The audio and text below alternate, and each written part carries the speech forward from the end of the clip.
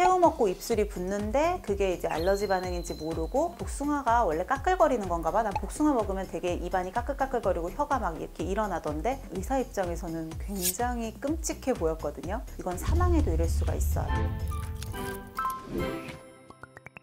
주로는 식품에 의해서 생기지만 알러지를 유발하는 걸 저희는 항원이라고 얘기를 하는데요. 외부에 균이 들어온다거나 유해물질 같은 것들이 들어올 때 내 몸을 지키기 위해서 면역체계를 발동을 시켜서 싸우게 되죠.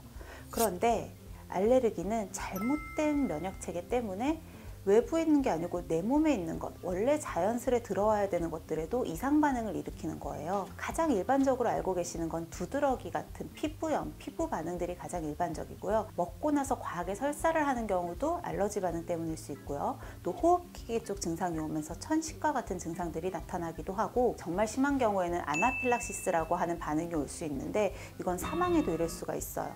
혈압도 갑자기 떨어지게 되고요. 기도가 부으면서 호흡곤란도 오고 굉장히 심각한 반응이거든요. 이런 아나필락시스 반응을 보였던 환자들은 그 에피네프린 펜을 가지고 다녀요. 그래서 이런 반응이 오면 허벅지 같은 곳에 이렇게 찔러가지고 자가 반응으로 빨리 그 응급처치를 할 수 있도록 하죠. 근데 보통은 알러지가 성인보다는 유아에게 더 많은 편이거든요. 소아나 유아들. 그래서 어린애들 한창 우유 끊고 이제 이유식 시작하게 되면 그때부터는 알러지 많이 유발할 수 있는 음식들은 피해서 먹이고, 그런 음식들은 좀 더 큰 다음에 먹이잖아요. 그러니까 어린아이들은 면역 체계가 이제 완전히 성숙되어 있지 않기 때문에 좀 더 알러지 반응이 커서, 반대로 성인이 되면서 점차 이 면역 체계가 성숙이 되면 알러지 반응도 줄어드는 경우들이 많죠. 성인이 다 된 다음에 갑자기 이전에 없던 알러지가 생기기도 하거든요.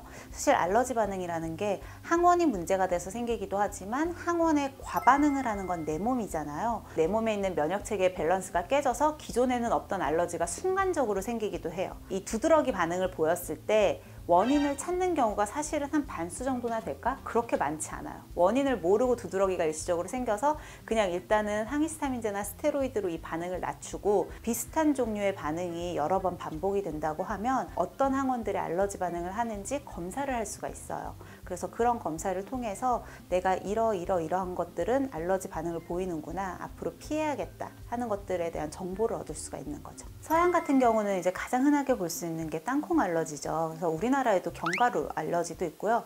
우리나라 사람들은 좀 우유나 달걀에 대한 알러지 비중이 높은 편이에요. 과일 중에서는 이제 복숭아 같이 털이 좀 있는 음식들이 알러지 유발을 잘하는 편이고, 생새우나 아니면 가재나 킹크랩 같은 것들 드시고 나서도 알러지 반응을 보이시는 분들이 좀 많은 편이에요. 근데 이 항원이 교차 반응을 보이기도 해요. 예를 들어서 우유에 알러지가 있으면 우유랑 비슷한 항원, 이 교차 성분을 가지고 있는 염소젖이나 산양 우유, 이런 것들에 의해서도 알러지 반응을 일으킬 수가 있어서 같이 피하는 게 좋거든요. 그러니까 안전을 위해서는, 특히 알러지 반응이 심하게 오시는 분들은 그 교차 범위에 있는 것들을 같이 피하시는 게 좋겠죠. 주로는 이 항원 반응을 일으키게 되는 게 음식 안에 있는 단백질 성분 때문에 그렇거든요. 단백질은 열을 가하면 변성이 되거든요. 그것도 그래서 확인하시는 게 좋아요. 내가 생 음식에만 알러지가 있는지 아니면 익힌 것까지도 알러지를 유발하는지. 거기에 대해서 차이가 나는 건 그런 조리 과정 중에 있는 단백질의 변성이나 소화 과정 때문에 차이가 있을 수 있습니다. 알레르기가 있는 음식을 소량씩 조금 먹다 보면 나아지기도 한다라는 얘기가 있거든요.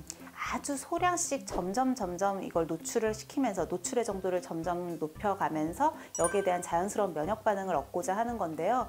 이걸 본인이 임의로 하는 건 굉장히 위험하고요. 왜냐면 본인이 그런 소량의 양을 조절할 수도 없고 항원에 대해서도 정확히 알지 못하기 때문에, 내가 새우 알러지가 있어. 근데 이걸 이겨내고 싶으니까 오늘은 새우 꼬리 요만큼만 먹고 내일은 몸통 요만큼만 먹고 해야지, 이런 방법은 굉장히 위험하다는 거죠. 알러지, 특히 두드러기 같은 게 나서 병원에서 약을 처방받는다고 해도 그거는 그 두드러기 현상을 가라앉혀 주는 거지 이 항원에 대한 알러지 반응을 줄여주거나 하는 게 아니거든요. 그래서 그냥 가급적이면 이런 알러지가 있고 알러지에 대한 원인, 식품이 밝혀져 있는 경우에는 그 식품을 피하시는 게 제일 좋은 방법입니다. 의사연!